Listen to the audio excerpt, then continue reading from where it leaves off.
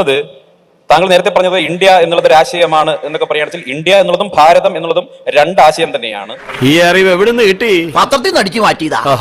ആ ആശയത്തിൽ രണ്ട് കാര്യങ്ങളുണ്ട്. ഭാരതം എന്ന് പറയുന്നത് കുറച്ചുകൂടി ആത്മീയമായിട്ടുള്ള, ചരിത്രപരമായിട്ടുള്ള, സാംസ്കാരികമായിട്ടുള്ള ഒരു പേരാണ് ഭാരതം എന്ന് പറയുന്നത്. കാര്യമായിട്ട് പറയണം. പണി വരുന്നുണ്ടവറാച്ച. ഏതൊരു കാര്യവും ആര് പറയുന്നു എന്നുള്ളത് വളരെ പ്രസക്തമാണ്. എന്ത് പറയുന്നുണ്ണി? ഞാനെന്ത് പറയാൻ? വരൂ സംഘടിക്കുവൻ എന്ന് ഇന്ത്യക്കാരോട് പറഞ്ഞത് മഹാത്മാഗാന്ധിയാണ്. അതിനകത്ത് എന്തെങ്കിലും ഒരു അപായ സൂചന നമുക്ക് കാണേണ്ടതില്ല. കം ലെറ്റ്സ് യുണൈറ്റ് എന്ന് പറഞ്ഞത് അഡോൾഫ് ഹിറ്റ്ലർ ആണ്.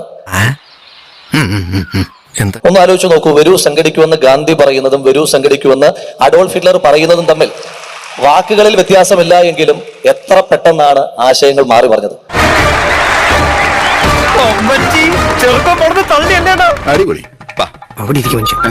കുറച്ചുകൂടി വർത്തമാനകാലത്തിന് മനസ്സിലാകുന്ന ഒരു ഉദാഹരണം പറഞ്ഞാൽ, ഗാന്ധി മരിച്ചു വീഴുമ്പോൾ പറഞ്ഞത് ഹേ റാം എന്നാണ്. മോദി കൊല്ലാൻ ആളെ വിടുമ്പോഴും പറയുന്നത് ജയ് ശ്രീറാം എന്ന് തന്നെയാണ്. ഇല്ല, ചോദിച്ചു വാങ്ങിച്ചു. കോൺഗ്രസിന്റെ പ്രസിഡന്റ് ആയിരുന്ന ബറൂച്ച പറഞ്ഞു, ഇന്ത്യയാണ് ഇന്ദിര, ഇന്ദിരയാണ് ഇന്ത്യ. അപ്പൊ ഹിറ്റ്ലറും ആരും തമ്മിലാണ് താരതമ്യമുള്ളത്? ഹിറ്റ്ലറും ഇന്ദിരാഗാന്ധിയും തമ്മിലാണ് താരതമ്യപ്പെടുത്തേണ്ടത്. ഈ രാജ്യത്തെ ഇങ്ങനത്തെ എന്തൊക്കെയോ ഹോബികളാണ്. അയക്കെന്താ പ്രാന്താണ്? അയ്യോ പൊന്നു മോനെ, പ്രാന്ത് എന്ന് പറഞ്ഞ ഈ സൂക്കറിനെ കുറച്ച് കാണരുത്. ഇത് അതുക്കും മേലെ. പിന്നെ ജർമ്മനിയെ പറ്റിയും ഹിറ്റ്ലറെ പറ്റിയൊക്കെ പറയുമ്പോൾ നിങ്ങൾ ഒരു കാര്യം പറയാതെ പോകരുത്. ഈ ഹിറ്റ്ലറെയും ഇന്ദിരാഗാന്ധിയും നിങ്ങൾ താരതമ്യപ്പെടുത്തി. നിങ്ങൾ ഹിറ്റ്ലർ വിരോധിയാണ് എങ്കിൽ ശ്രീ സന്ദീപ് വാര്യർ ആദ്യം ഉപേക്ഷിക്കേണ്ടുന്ന പ്രസ്ഥാനം RSS ആണ്. ദൈവമേ, മൂർഖനെയാണല്ലോ ചവിട്ടിയത്. ഇത് വടി കൊടുത്ത് അടി വാങ്ങുന്ന പരിപാടിയാണല്ലോ ബാബു.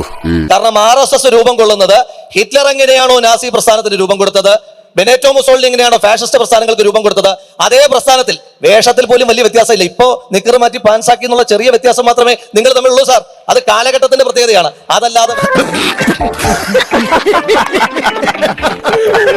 നോക്കിയാൽ മതി. പിന്നെ പാർട്ടിക്കകത്തെ ജനാധിപത്യത്തെ പറ്റിയൊക്കെ പറയുമ്പോ ആ LK അദ്വാനിയുടെ അവസ്ഥയെ പറ്റിയൊക്കെ സംസാരിച്ചിട്ട് വേണ്ടായോ?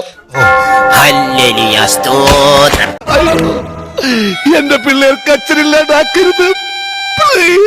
അദ്ദേഹത്തിന് കൊടുത്തിരിക്കുന്ന നമ്മുടെ നാട്ടിൽ ഇങ്ങനെ വീട്ടിൽ നിന്ന് ഉപേക്ഷിക്കുന്ന വാർദ്ധക്യത്തിലേക്ക് കടന്ന ആളുകളൊക്കെ വൃദ്ധമന്ദിരത്തിൽ കൊണ്ടുവെക്കുമെങ്കിൽ നിങ്ങൾ അത് അഡ്വൈസറി കമ്മിറ്റിയിൽ കൊണ്ടുവച്ചിരിക്കുന്നു. അതല്ല, ഈ ജീവിതം അങ്ങോട്ട് അവസാനിപ്പിച്ചാലോ എന്ന് പലപ്പോഴും എനിക്ക് തോന്നിയിട്ടുണ്ട്. പിന്നെ വിചാരിക്കും, ഈ ലോകത്ത് സുഖങ്ങൾ മാത്രം അനുഭവിക്കാനല്ലല്ലോ കർത്താവ് നമ്മൾ ഇങ്ങോട്ട് അയച്ചിരിക്കുന്നത്. ഞങ്ങൾ ഭരിക്കുന്ന സമയത്ത് ഇവിടെ ആവിഷ്കാര സ്വാതന്ത്ര്യത്തിന് പ്രശ്നമാണ്.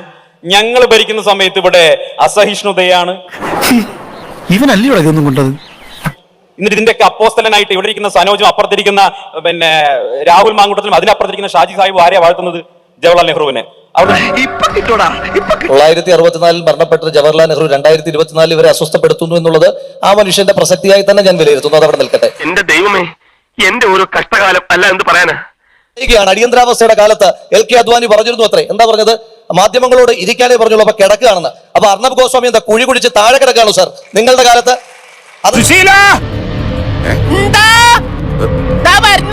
ഇന്നും കിട്ടിയില്ലേ? കിട്ടി. ഈ കിട്ടുന്നതിലേക്ക് എനിക്ക് സന്തോഷമേ ഉള്ളൂ. ഇനിയും കിട്ടാൻ വേണ്ടി ഞാൻ പ്രാർത്ഥിക്കാം.